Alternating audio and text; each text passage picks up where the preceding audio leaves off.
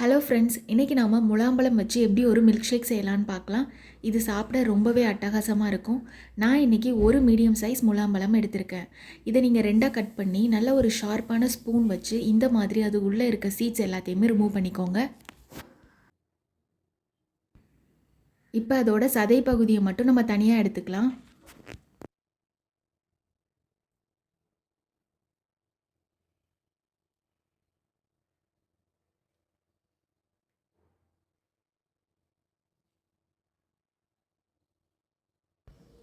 அவ்வளோதான், அதோட சதைப்பகுதி எல்லாத்தையுமே எடுத்தாச்சு. இப்போ அதை மிக்ஸி ஜாரில் சேர்த்துக்கலாம்.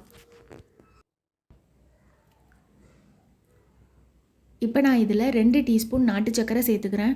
முலாம்பழம் ஜூஸுக்கு சர்க்கரை கொஞ்சம் அதிகமாக இருந்தால் தான் சாப்பிட நல்லாயிருக்கும்.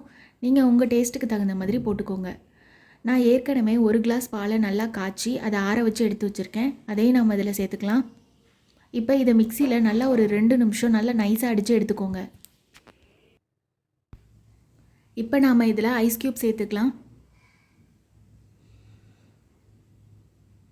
நான் 1 டீஸ்பூன் பாதாம் பிசின் சேர்த்துக்கிறேன்.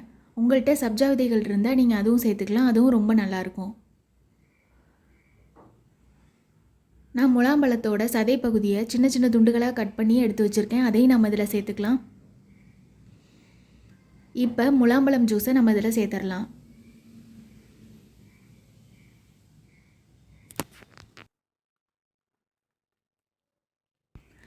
அவ்வளோதான், ரொம்பவே சூப்பரான முலாம்பழம் மில்க் ஷேக் ரெடி ஆகிடுச்சு. நீங்கள் இதை ஒரு அரை மணி நேரம் ரெஃப்ரிஜரேட் பண்ணி கூட சாப்பிட்லாம். ரொம்ப சூப்பராக இருக்கும். நான் இதோட டேஸ்ட்டை இன்னும் என்ஹான்ஸ் பண்ண நான் கொஞ்சமாக பாதாம், வால்நட்ஸ் எல்லாத்தையும் பொடி பொடியாக கட் பண்ணி இது மேலே தூவிக்கிறேன். அவ்வளோதான், வெறும் 5 நிமிஷத்தில் முலாம்பழம் மில்க் ஷேக் ரெடி ஆகிடுச்சு. நீங்களும் உங்கள் வீட்டில் இதே மாதிரி செஞ்சு பார்த்துட்டு எப்படி இருக்குன்னு கமெண்ட்ஸில் சொல்லுங்கள். உங்களுக்கு இந்த வீடியோ பிடிச்சிருந்தால் லைக் பண்ணுங்கள், ஷேர் பண்ணுங்கள், சப்ஸ்கிரைப் பண்ணுங்கள். தேங்க்யூ.